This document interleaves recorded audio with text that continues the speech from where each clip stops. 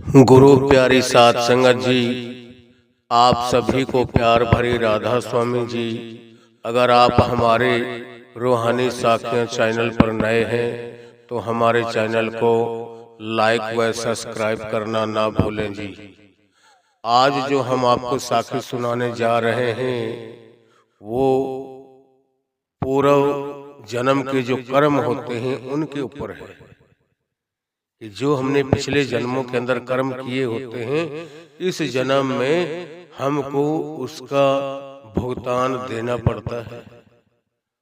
और ये भी नहीं कि एक जन्म पहले का कर्म किया दूसरे जन्म में मिले। क्या पता कोई 100 जन्म पहले का कर्म किया हुआ भी हमारी वो दबी हुई फाइल कब ऊपर निकले और उसकी हमें सजा मिले। इसी तरीके से आज जो हम महाभारत देखते हैं, महाभारत के अंदर जो कौरवों का पिता था धृतराष्ट्र, दुर्योधन के पिताजी, वो जन्म से ही अंधे पैदा हुए थे।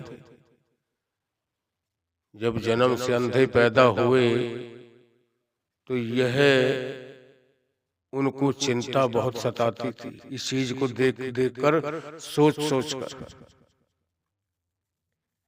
तो धृतराष्ट्र ने उस मालिक की इतनी भजन बंदगी कर रखी थी कि अपने पिछले 100 जन्मों तक उसने अपनी भजन बंदगी से, अपनी शक्ति से, अपनी ताकत से पिछले 100 जन्म तक देख लिए कि मैंने कोई ऐसा कर्म नहीं किया है जिसकी बदौलत मालिक ने मेरी आंखें नहीं दी हो, फिर भी मैं अंधा पैदा क्यों हुआ हूं? कौन सा मेरे से कर्म हुआ ऐसा? अब उस वक्त श्री कृष्ण अवतार थे, वो कहने लगे कि बेटा तेरा कर्म किया हुआ है और मालिक बिगड़ कर्मों की कोई सजा नहीं देता किसी को। अब वो उसको कहता था कि गुरुजी, अगर मेरा कोई कर्म किया हुआ है तो मेरे को आप दिखाइए, मैं देखना चाहता हूँ कि मेरे से ऐसा कौन सा कर्म हुआ है जिसके बदौलत मालिक ने मेरे को अंधा किया है। जन्म से ही मैं अंधा पैदा हुआ हूँ, कौन सी ऐसी गलती, ऐसा कर्म मेरे से हुआ है?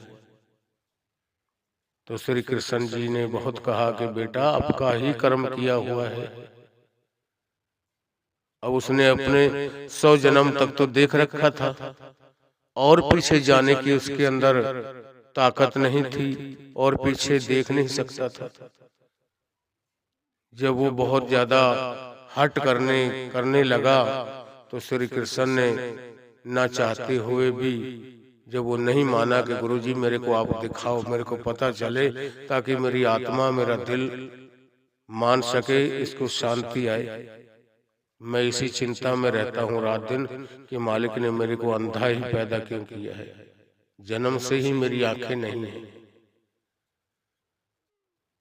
तो उस वक्त श्री कृष्ण ने उनसे कहा कि बेटा ठीक है बैठो, आप अगर नहीं मानते हो, देखना ही चाहते हो तो देख लो। श्री कृष्ण ने उससे कहा कि बेटा चल पीछे आंखें बंद कर और अपने पिछले 100 जन्म तक तो आपने देख रखे हैं। कहने लगा जी हाँ। पिछले 100 जन्मों तक वो पहुंचा, अपनी सूरत को लेके गया और उसके आगे जाने की उसके पास ताकत नहीं थी। जब वो 100 जन्मों से आगे नहीं जा पा रहा था तो उस वक्त श्री कृष्ण ने ऊपर ऐसे हाथ किया और अपनी दया दृष्टि उनके ऊपर डाली और उन्होंने अपना 101 जन्म देखा, 102 जन्म देखे, 103, 104, 105, 106 जन्म के अंदर जब जाते हैं धृतराष्ट्र तो अपने आप को क्या देखते हैं, एक छोटा सा बच्चा है 8-7 साल का, अपने आप को उस वक्त का 106 जन्म पहले की बात है। तो जब 6-7 साल का बच्चा खेल रहा होता है तो ये जो अखौड़ों की उम्र, जिनको हम आंख भी बोलते हैं, अखौड़ा भी बोलते हैं, उसके ऊपर एक चीज घोड़ा उसको बोलते हैं हम तो, कई कई बोलियों में कई तरीकों से अलग अलग नामों से भी उसको बोलते होंगे। उस अकौड़ों के पत्ते के ऊपर वो अकौड़े के कलर का ही, उसी हरे से कलर का ही एक घोड़ा टाइप बना होता है, उड़ता भी है, उसके पर भी होते हैं। वो उसके पत्तों के ऊपर बैठा हुआ था।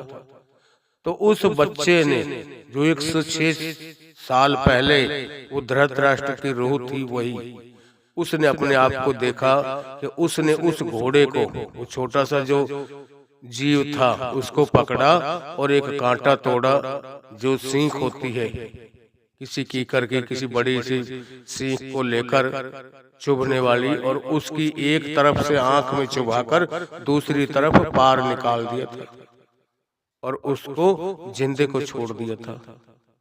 उसने ये कर्म किया हुआ था। और उस अकौड़े के पत्ते के ऊपर उस जीव के, उस जो चीज घोड़ा हम बोलते हैं उसको, उसके 101 बच्चे थे। उसने वो सब के सब छोटे छोटे छोटे छोटे पत्तों के नीचे चिपके हुए थे, अभी उनके पर वगैरह नहीं निकले थे, बिल्कुल छोटे जीव थे, और उसने वो सब के सब मार दिए थे। और उनके पिता की एक दो उड़ के कहीं निकल गया था दूर, और दूसरा एक को पकड़कर उसने उसके सिर के पास से पकड़ के उसकी आंखों के बीच में से कांटा चुभोकर पार निकाल दिया था, उसको जिंदे को अंधा कर दिया था। जब ये दृश्य श्री कृष्ण ने अपनी ताकत से उसको दिखाया और जब उसकी सूरत को नीचे उतारा और उठकर बैठा वो, तो उनके आगे उनके चरणों में गिर पड़ा, कहने लगा, गुरुजी मान गया, मैं ये कर्म मैंने ही किया हुआ था। कई दफा जैसे हमारे ऊपर कोई केस लग गया, हमारे नाम का कोई केस बन गई, फाइल आ गई, या तामील निकाल दी, वारंट निकल के हमारे नाम के, हमारे घर पे कोई वारंट लेके आता है, हम उसको 100-200 देकर, या हम थाने वाने में जाकर किसी से मेल मुलाकात करके उस फाइल को कहीं नीचे दबवा देते हैं। अब वो साल ना निकले, 2 साल ना निकले, 10 साल ना निकले, कोई पता नहीं। उसका 106 जन्म पहले का कर्म किया हुआ, 106 जन्म लेने के बाद वो 106 जन्म पहले का कर्म किया, और 100 जबकि उसकी सजा मिली हुई थी उसको, और इतने अच्छे कर्मों की बदौलत वो इंसान की जूनी ही उसको मिल रही थी, और वो कर्म इतने साल पहले किया हुआ था, इतने जन्म पहले, जिसकी उसको सजा मिली थी। जो उसने बच्चे मार दिए थे 101, वही उसके घर में धृतराष्ट्र के जो कौरव थे, दुर्योधन जो थे, 101 भाई थे, और वो किसी की शक्ल नहीं देख पाया था, और खुद जन्म से ही अंधा पैदा हुआ था। क्यों? उसने उसकी आंखें खत्म कर दी थी और जिंदा छोड़ दिया था, और उसके बच्चे थे 101, वो सब के सब मार दिए थे। वो ही कर्म उसको लगा हुआ था, जिसके बदौलत उसको ये मालिक ने सजा दी। आज किसी के साथ कोई भी घटना घटती है, हम कहते हैं कि भाई मालिक ने बहुत बुरा किया है। मालिक इतना किसी दुश्मन के साथ भी मत करे। किसी का जवान लड़का चला जाता है, किसी औरत का कोई जवान पति गुजर जाता है 1-2 साल के बाद, तो लोग भी कहते हैं कि भाई मालिक ने बहुत बुरा किया है। मालिक का भी बुरा नहीं करता किसी का। कर्म हमारे खुद के किए होते हैं, या हमने उसको किसी जन्म में धोखा दिया होता है, इतने दिन ही उसके साथ रह के हमने उसका साथ छोड़ा होता है, जिसकी बदौलत वो भी हमारे साथ उसी तरीके से उतना टाइम बिताकर वो भी मालिक का प्यारा हो जाता है।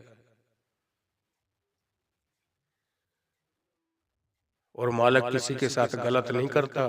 कोई माँ बाप है, कितना भी किसी का नालायक बच्चा हो, वो कभी उसके बारे में, उसको मारने की, उसको सजा कोई देने की कोई नहीं सोचेगा। खुद कुछ कह लेगा, किसी से दूसरे को हाथ नहीं लगाने देता। मगर उसके कर्म जो होते हैं उन कर्मों की सजा जरूर मिलती है। इसीलिए गुरु ग्रंथ साहिब में वाणी में लिखा हुआ है, दद्दा दोष न देहो अवर्जना, दोष कर्मा अपने, जो मैं किया सो मैं पाया, दोष न देओ अवर्जना, कि जैसा मैंने किया है वैसा ही मेरे को फल मिल गया है। किसी को हम किसी के ऊपर गिला शिकवा, किसी के ऊपर हम हाथ या किसी की तरफ उंगली मत उठाएं कि उसने हमारे साथ गलत कर दिया है। किसी की ताकत नहीं कि जो हमने अगर किसी का गलत नहीं किया तो कोई हमारा गलत कर नहीं सकता। करना तो जहां तहां, गलत करने की सोच भी नहीं सकता। वैसे हम कह देते हैं कि उसके हुक्म के बगैर एक पत्ता नहीं हिलता। जब एक पत्ता नहीं हिलता तो कई दफा हम कह देते हैं इसने मेरे साथ ये किया है, ये काम नहीं, ये और किसी की हिम्मत नहीं थी। कोई कर नहीं सकता। अगर कोई करता है ना तो हम अपने मन के अंदर ये अपने मन को समझाएं कि भाई मैंने भी इसके साथ कभी किया होगा, जो आज इसने वो अपना बदला ले लिया है, और इसके बदौलत इसके बदले में मैं फिर इसके साथ कोई गलत कोई काम या इसके साथ मारपीट लड़ाई झगड़ा करता हूँ तो मैं और फिर कर्म बना रहा हूँ दोबारा से। अभी पहला कर्जा उतरा नहीं, ऊपर से और डबल वजन बढ़ा लिया।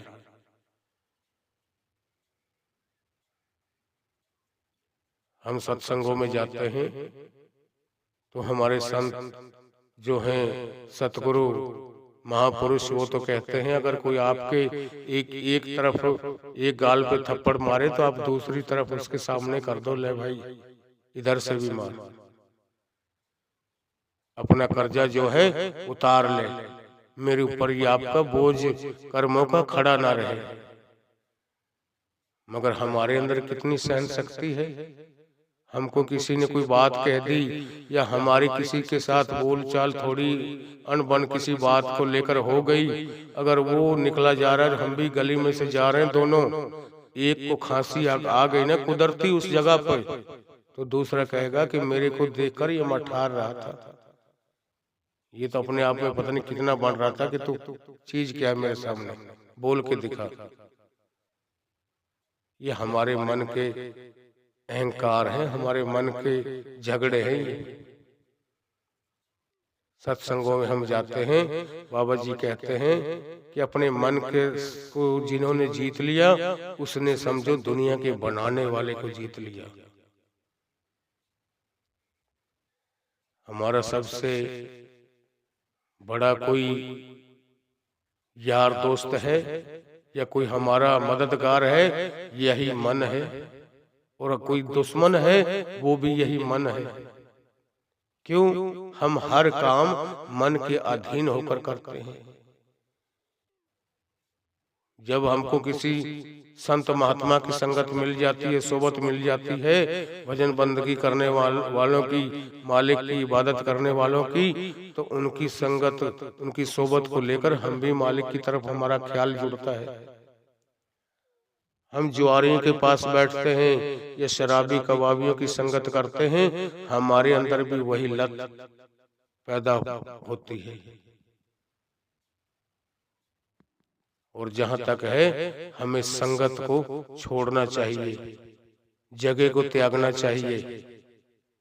जहां जुआ खेला जाता हो वहां ना जाएं, जहां शराब के ठेके हो वहां ना जाएं, जहां कोई गलत काम होते हैं, कोई वैश्य का घर है, कुछ है, उस तरफ हम ना जाएं। हम कितने भी सच्चे हैं उस तरफ जाकर खड़े होंगे तो लोग हमारे पीछे भी बातें जरूर बनाएंगे, कुछ ना कुछ जरूर कहेंगे।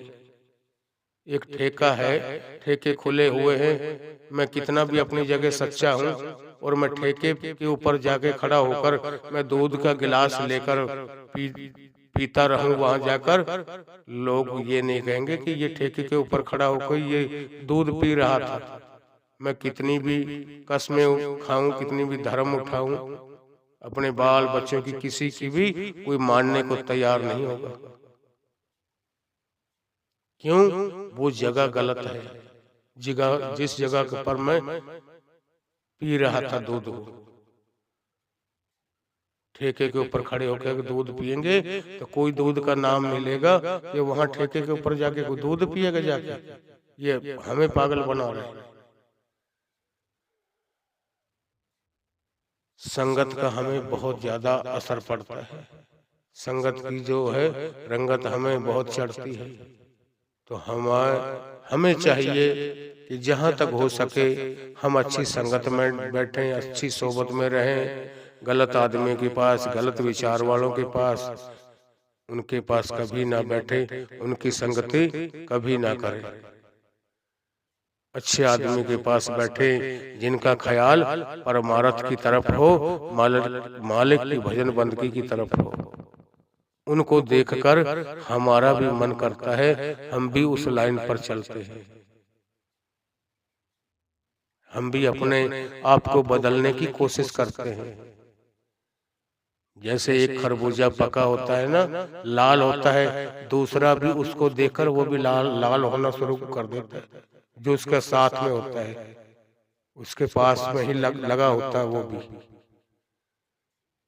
तो जैसी कोई संगत में रहता है, जैसी जगह पर रहता है, उसकी वो रंगत जरूर चढ़ती है उसको। हमें चाहिए कि हम गलत आदमी के पास ना बैठें, गलत जगह पर ना जाएं। अपने बाल बच्चों का उनको कमा कर खाएं, लेके दें, उनकी परवरिश करें, उनको पढ़ाएं लिखाएं, जो हमारी जिम्मेवारी है। अपने घर में रहें। बाबा जी कहते हैं अपने घर में रहना है, सूरमा बहादुर बन के रहना है। अपनी जिम्मेवारियों को भी निभाना है और मालिक की भजन बंदगी भी करनी है, ताकि हमारा उद्धार हो जाए। हम शरीर की खुराक देते हैं, मगर उस परमात्मा की भी कोई खुराक है जिसको कोई नहीं देता। शरीर की खुराक है भोजन और हमारी आत्मा की खुराक है भजन। जब तक हम भोजन और भजन दोनों बराबर नहीं करेंगे, हमारा पार उतारा नहीं है। अपनी कमाई का अगर हम 1000 रुपए कमाते हैं, उसमें से 100 रुपए साध संगत की सेवा के लिए हम जरूर दें। कहीं भंडारा चल रहा हो, कहीं धर्म हो रहा हो, या कहीं मंदिर है, गुरुद्वारा है, कोई मस्जिद है, कहीं भी कोई गिरजाघर है, उस मालिक के नाम पर जरूर निकालें उसमें से 10वां हिस्सा। उससे क्या होगा, हमारे ऊपर कोई कष्ट जो आना होता है, जो हमने डॉक्टरों को पैसा देना होता है, या हमारे ऊपर कोई केस लगकर हमने पुलिस थाने वालों को पैसा निकलना होता है हमारे घर से, अगर हम वो मालिक की साध संगत की सेवा में देंगे, वो हमारी जो हम मजदूरी करेंगे, 1500 रुपया कमाते हैं, उसमें से 150 रुपया मालिक के नाम पे दे देते हैं, तो वो हमारी जो वो कमाई है वो सफल हो जाती है। उससे कभी गलत काम नहीं होगा, फिर कभी गलत विचार नहीं आएंगे। हमेशा आदमी मालिक की तरफ, उसकी भजन बंदगी की तरफ जुड़ा रहेगा। तो हमें भी चाहिए मालिक के सेवा में लगे, नाम में लगे, कुछ अपने लिए कमाए आगे के लिए। बैंक बैलेंस अपना बना के रखे, ताकि आज है कल नहीं है। जिसके बारे में कहा गया है, तो सा बंधु जिए का इत्थे उत्थे नाल।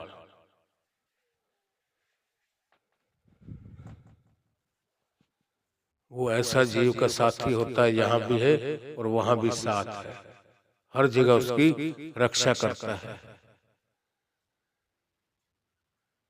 हर वक्त हमें मालिक के ख्याल से जोड़ कर रखता है। जो हम मालिक के सत्संगों में उनका सत्संग सुनते हैं, भजन कीर्तन करते हैं, उनकी परमार्थी जो किताबें हैं, हर जितने भी संत महात्मा आए उन किताबों को पढ़ते हैं, तो हमारा ख्याल जो आंतरिक ख्याल है वो हर वक्त उस परमात्मा की तरफ लगा रहता है। और जिसका ख्याल उस तरफ जुड़ा है, जिसको हर वक्त वो परमात्मा याद है, वो समझो उसकी हर वक्त सेवा कर रहा है, हर वक्त उसकी भजन बंदगी कर रहा है। हम शुभ घड़ी दिखवाते हैं, हम कोई भी दुकानदारी करते हैं, कोई गाड़ी लेते हैं या और कोई काम करते हैं, हम कहते हैं चलो पंडित के पास चले, चलो ज्ञानी जी के पास या किसी मुल्ला मौलवी के पास चले, हम अपनी उसके पूजा पत्री को दिखवाएं कि हम फलाना दिन को गाड़ी लेना चाहते हैं, कौन सा दिन हमें अच्छा रहेगा, या हम कोई शादी कर रहे हैं या कोई दुकान बना रहे हैं, चलो हम मुहूर्त निकलवाएंगे। अब उनको तो बेचारों को खुद का पता कुछ नहीं होता, उन्होंने तो अपना कमाने का कुछ बिजनेस, कुछ पेट के लिए धंधा बनाया हुआ है। इसीलिए संत पलटू साहब ने अपनी वाणी में कहा है, लगन मुहूर्त झूठ सब और बिगाड़े काम, और बिगाड़े काम संत जन सौधे कोई।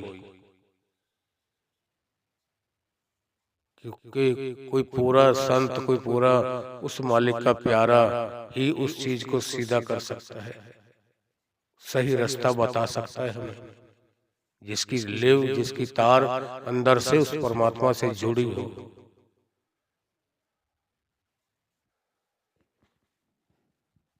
हमें भी चाहिए कोई न कोई ऐसा प्यारा ढूंढें जिससे हमारी भी मुक्ति हो जाए, हमारा भी ये जीवन सफल हो जाए। ये जो इंसानी जामा है ये बार बार नहीं मिलने वाला। 84 लाख जिया जौन भुगतने के बाद इंसान का जामा मिलता है, और एक दफा ये मिला हुआ व्यर्थ गवा दिया, बाहरी कामों धंधों में बाल बच्चों के उसमें लगे रहे और मालिक की तरफ कभी ध्यान ही नहीं दिया, तो ये मौका बार बार आने वाला नहीं। कबीर साहब ने अपनी वाणी में कहा है कि मानुष जन्म दुर्लभ है, होए न बारंबार, ज्यों बन फल पक भोई गिरे, बहुर न लागे डार। कि जैसे वन के अंदर, बाग के अंदर पेड़ होते हैं, उनके अंदर से कोई फल, किसी पेड़ में से फल पककर जमीन पे गिर जाए, हम उसी फल को कितनी भी कोशिश करें, उसी डाली के साथ उसी पेड़ में लगाना चाहें, वो कभी नहीं लगेगा। चाहे हम उसको कितने भी सिंचाई करें, कितना पानी दें, कितनी खाद, कितनी स्प्रे, जो जी चाहे जतन करें, वो दोबारा फल जो पक कर गिर पड़ा जमीन पर, दोबारा उस डाल में कभी नहीं लगेगा।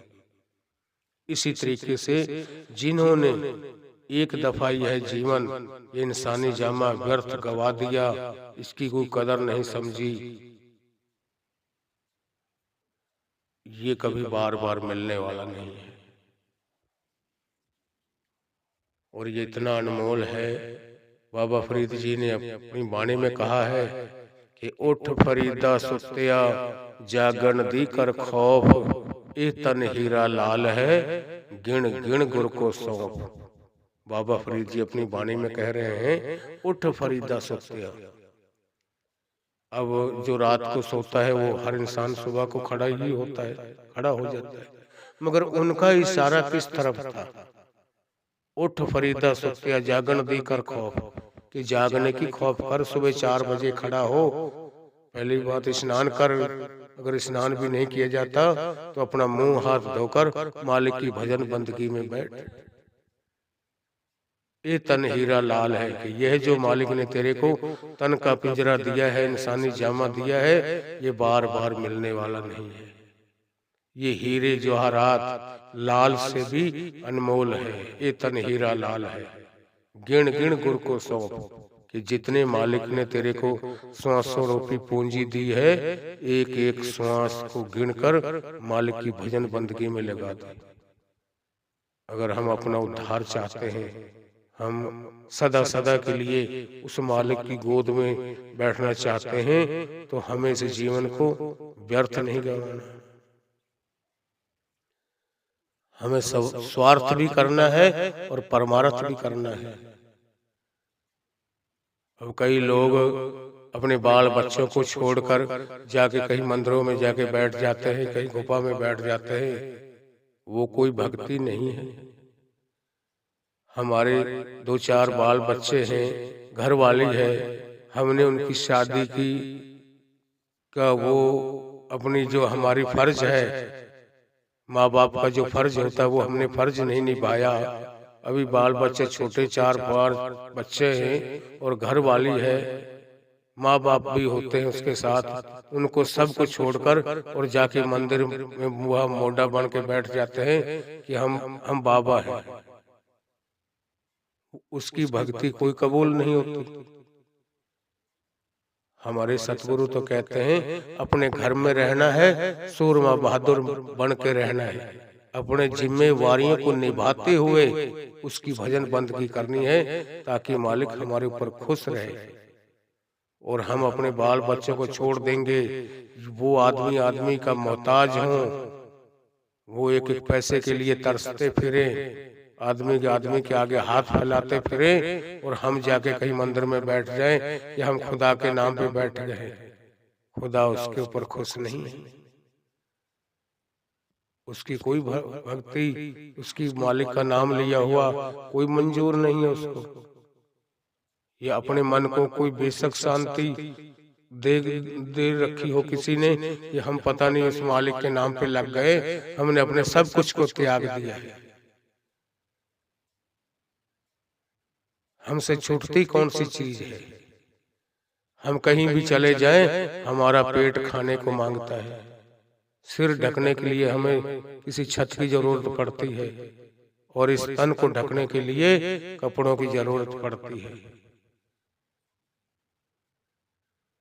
हमसे छूटता क्या है? कुछ नहीं छोड़ते हम।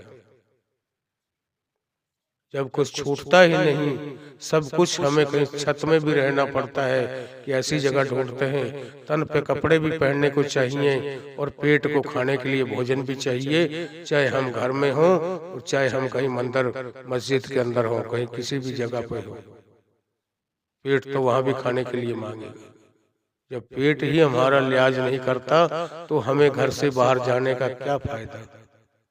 अपने बाल बच्चों के अंदर रहे, अपने घर परिवार वाले भी खुश रहे, और हम दोनों वक्त उस मालिक की याद में बैठे। जितना भी टाइम हमसे निकल जाए, घंटा 2 घंटा 10 मिनट 20 मिनट, जितना भी ज्यादा से ज्यादा उसकी याद में बैठेंगे, मालिक से उसके ऊपर खुश होगा कि ये अपने जिम्मेवारियों को निभाता हुआ हमारी भजन बंदगी भी कर रहा है।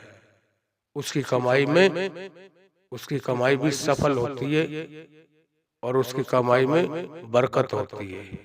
तो हमें भी चाहिए ऐसा कुछ करेंगे, इस भाव से भक्ति करेंगे, अपने जिम्मेवारियों को निभाते हुए मालिक से जुड़ेंगे, तो मालिक हमारी भक्ति की लाज जरूर रखेगा, हमारा परमार्थ भी बनाएगा, हमारा स्वार्थ भी बनाएगा। राधा स्वामी।